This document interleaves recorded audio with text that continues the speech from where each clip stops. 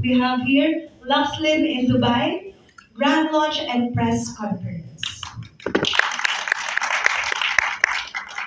So very special po yung moment na to, no? Actually, 4 years na po ang Lux.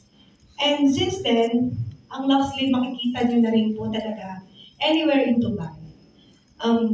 You can see it sa mga Pinoy supermarkets doon. Minsan may mga nagtatag sa akin sa stories or nagme-message, sending photos na nandun siya sa mga shelves ng mga supermarkets sa Dubai.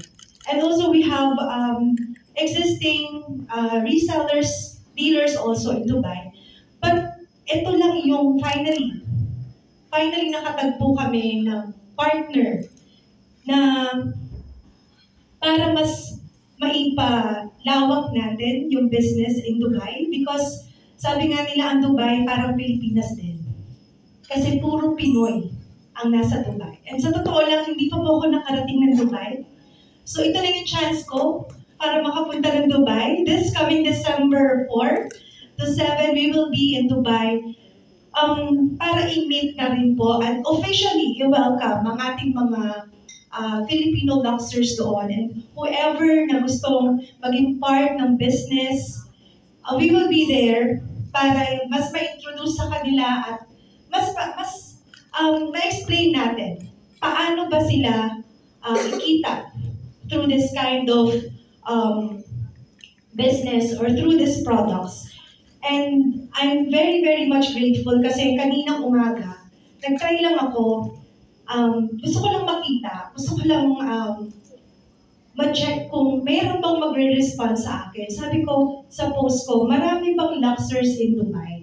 And surprisingly, ang daming nag-comment, ang daming nag-feedback na yes, ma'am, punta ka na dito, Miss A. And then yung iba nag-send ng photos, nagamit-gamit nila yung mga iba't ibang mga Lux products, which is sobrang nakakataba ng puso. Alam niyo po yun na kahit andun sila sa malayo, is still they're willing to support Filipino products like Lux. And ako naman, syempre bilang brand owner ng business na to, syempre I want to give back also. Gusto ko rin ibigay. Ano ba yung pwede rin nilang makuha with these products aside from the beauty and health benefits na meron to? Why not ma-share din natin sa kanila yung business opportunity that we have? And through that, mas marami tayong pamilya, mas marami tayong pwede pang matulungan. Because sa mga naririnig ko din, talagang maraming mga Filipinos doon na nag-for good na in Dubai. And some of them are struggles, paano nila masustain yung buhay doon. And some of them has really a good life na.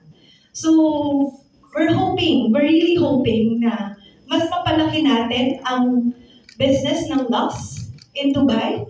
So, magkita-kita po tayo doon and syempre babalitaan ko po kayo because maganda po yung ipin-repair namin. Baka po narinig na nung iba yung mga pinag-uusapan namin kanina regarding our preparations kung paano namin i-welcome ang ating mga kababayan in Dubai. So, I think that's it, but I would like to thank our partners, of course, Ms. Mary Cruz, Kelvin, Sir Cons, Ms. Jessa. Thank you so much for trusting us.